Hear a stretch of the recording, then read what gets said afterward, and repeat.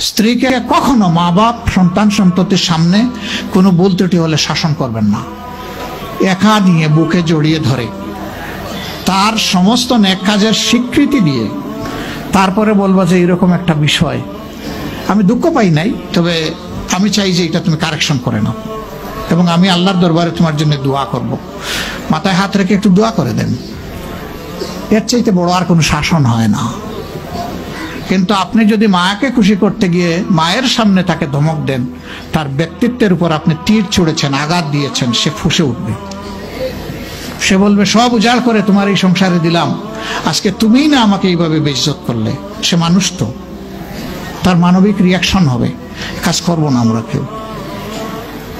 আমাদের জীবনের অংশ, আমাদের হাড়ের অংশ, আমাদের কলিজার অংশকে আমরা সেইভাবে সম্মান দিব ইনশাআল্লাহ। আমরা ভালোবাসবো সে আমার স্ত্রী, আমরা শ্রদ্ধা করবো সে আমার সন্তানের মা। স্ত্রী হিসাবে ভালোবাসা পাবে, মায়ের জাতি হিসাবে সুসম্মান পাবে। এই দুইটা ব্যালেন্স করে যদি আমরা চলি, গড় হবে জান্নাতের টুকরা ইনশাআল্লাহ।